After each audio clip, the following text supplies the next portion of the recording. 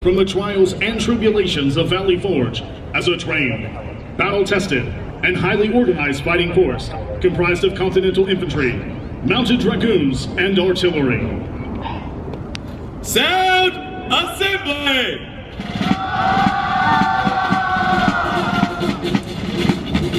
Make ready! Take aim!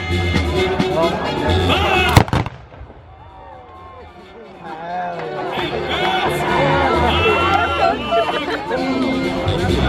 To the front! March! March! Charge! Bayonet!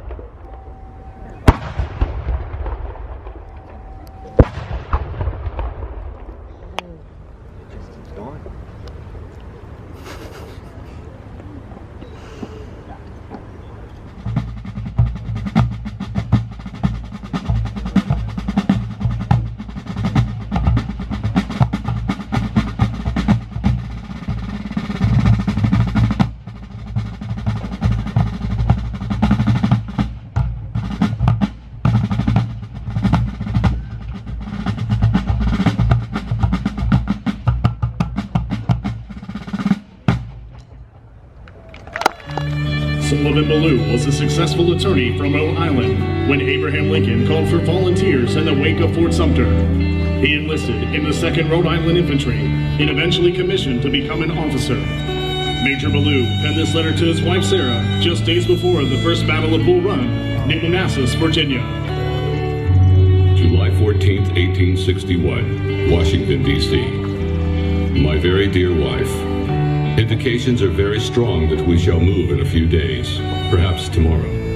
Lest I should not be able to write you again, I feel impelled to write a few lines that may fall under your eye when I shall be no more. I cannot describe to you my feelings on this calm summer night when 2,000 men are sleeping around me, many of them enjoying the last. If it is necessary that I should fall on the battlefield for any country, I am ready. I have no misgivings about or lack of confidence in the cause in which I am engaged, and my courage does not halt or falter. I know how strongly American civilization now leans upon the triumph of government, and how great a debt we owe to those who went before us through the blood and suffering of the Revolution. And I am willing, perfectly willing to lay down all my joys in this life to help maintain this government and to pay that debt. That first appeared on the world stage in the Spanish-American War. Then, in 1917, the Army was called upon to deploy massive formations overseas to defeat the armies of the German Kaiser in World War I. Vicious trench warfare raged across the battlefields of Western Europe, where American soldiers stood side by side with our allies to achieve victory.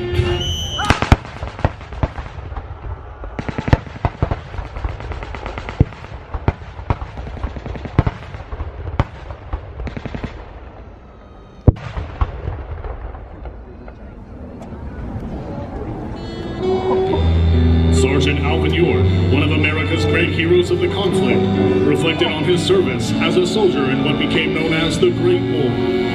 There are those who ask me, you fought to make the world safe for democracy. What did it get you? Well, let me answer them now.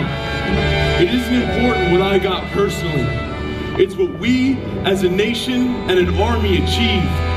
By joining with our allies and gaining victory in this war, we won a lease on liberty, but not a deed to it. We fought for the right of people to be free. Americans have always fought for that right. If we have stopped, then we owe the memory of George Washington an apology. For if we have stopped, then he and his soldiers wasted their time at Valley Forge. Liberty, freedom, and democracy are prizes awarded only to those people who fight to win them and then are ready to keep fighting eternally to hold on to them. Forces waged brutal campaigns in the Pacific and European theaters, with soldiers fighting from the jungles of New Guinea to the deserts of North Africa and the mountains of Italy. On D-Day, June 6, 1944, American and Allied forces led by Supreme Allied Commander General Dwight Eisenhower commenced the liberation of Europe with the largest airborne and amphibious landings in history. Over 100,000 U.S. and Allied soldiers stood poised to execute Operation Overlord. Listen up! Gather around and take a knee. You take your helmets off if you want. You guys proved yourselves in Sicily, and we've all come a long way together. Tomorrow, when we jump into France, others are going to be hitting Omaha Beach right behind us. The man at the top, General Eisenhower, he wrote a letter for all of us soldiers going into battle. This is his letter. You are about to embark upon the great crusade toward which we have striven these many months. The eyes of the world are upon you. The hopes and prayers of liberty-loving people everywhere march with you. Your task will not be an easy one. I have full confidence in your courage, devotion to duty, and skill in battle. We will accept nothing less than full victory. Good luck, and let us all beseech the blessing of Almighty God upon this great and noble undertaking. Well, guys, that's for Mike. He trusts us. There's going to be a hell of a lot of fighting, but we'll get the job done. We're going to push those Nazis back to Berlin. Shoot straight, stay calm. It's all in our hands now. Follow me!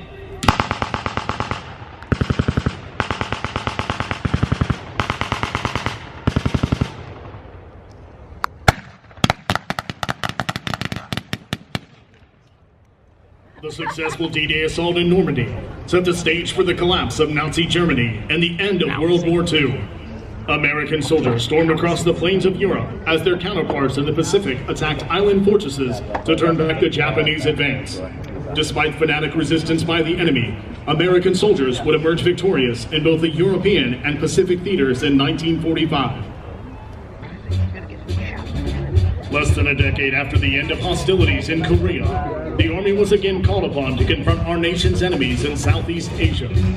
As the Army entered Vietnam, it implemented an innovative concept, the use of helicopters that introduced a revolution in warfare and created the concept of sky cavalry.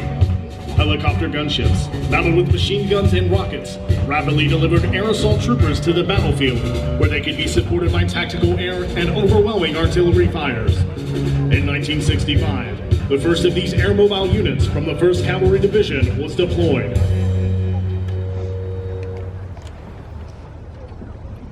On 14 November 1965, 450 soldiers from the 7th Cav Regiment dropped in the landing zone X-ray in the I-Drain Valley. I'm their battalion commander, Lieutenant Colonel Hal Moore. Our soldiers are mostly young draftees. Our NCOs and officers are regular Army, the best. When we hit the ground, we ran straight into 2,000 seasoned North Vietnamese regulars. It was close combat. The enemy just feet away. A hornet's nest of zipping bullets, mercer grenades, hand-to-hand combat. But despite being outnumbered, these men held. After 3 days and nights of intense fighting, the shooting finally stopped. This American Army of draft air citizen soldiers had battled North Vietnam's most experienced troops to prevail. The new combat techniques that we had mastered prior to deployment had proved successful. Your soldiers were courageous, self-disciplined, and committed to each other. They didn't let America down when called upon, and I'm proud of them all, as I know you are too.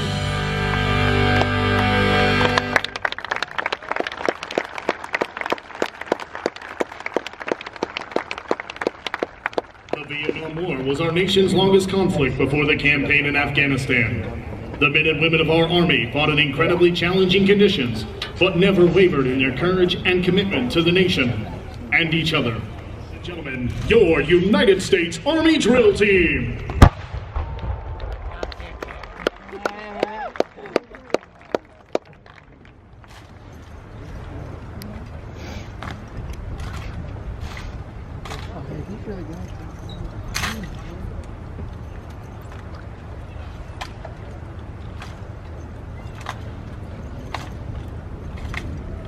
This evening, the drill team is commanded by Captain Adam Skeenstra from Ontario, California.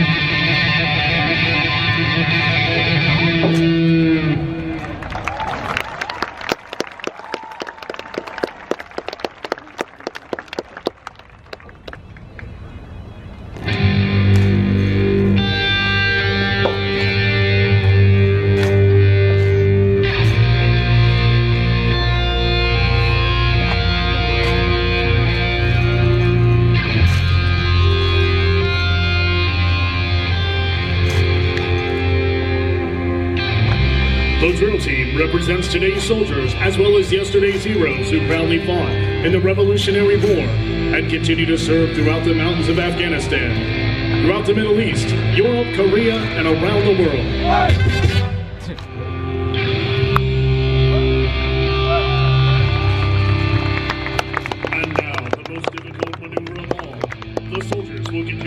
flash as members from the front flank toss their rifles into the air over the formation to be caught by the soldier in the rear rank. This is again an exercise in trust, as each member will have to put their safety in the hands of their brothers in arms. This is the United States Army Drill Team's signature maneuver since 1958, the front to rear overhead rifle toss.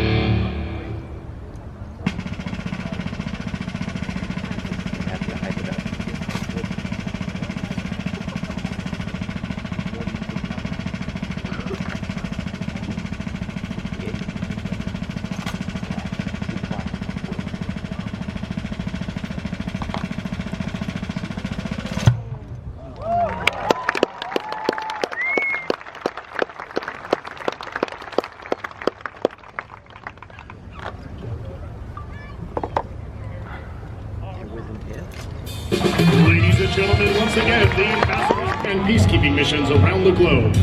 Throughout the last 2 decades of the 20th century, and following the 9/11 attacks, the Army remained America's force of decisive action. I am Specialist Mark Ramirez from Houston, Texas. I am an American soldier. I'm a warrior and a member of a team. I serve the people of the United States and live the Army values: loyalty, duty, respect, selfless service, honor, integrity, and personal courage. I am Private First Class Rashad McCall from Miami, Florida. I will always place the mission first. I will never accept defeat. I will never quit. I will never leave a fallen comrade. I am disciplined, physically and mentally tough, trained and proficient in my warrior tasks and drills. I always maintain my arms, my equipment, and myself.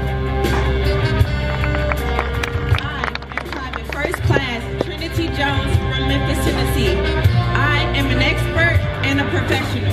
I stand ready to deploy, engage, and destroy the enemies of the United States of America in close combat. I don't do this because I have to. I do it because our nation needs me. Tennessee, Illinois. I am a guardian of freedom and the American way of life. For 244 years, soldiers have served our nation during times of profound change and conflict. These soldiers reflect our warrior ethos: tough, disciplined, talented, and proud of our heritage. We are American soldiers, and we are Army strong.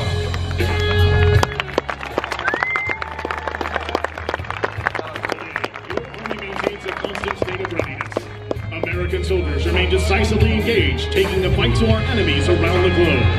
America's success in military conflict has been achieved by combining advancing technologies with the professional excellence of the American soldier. Conflict after conflict, innovative tools and well-trained hands have proven critical to victory. The requirements of combat constantly evolve, and your Army will always adapt to remain the most effective and reliable military force on the planet. The recent establishment of Army Futures Command is one element of modernization, advancing the strength of our Army. We need warriors from all fields and are joining industry leaders in science, technology, and engineering to forge the future of our fighting forces. Together, and with the unwavering support of you, the American people, we will continue to remain America's force of decisive action for another 244 years.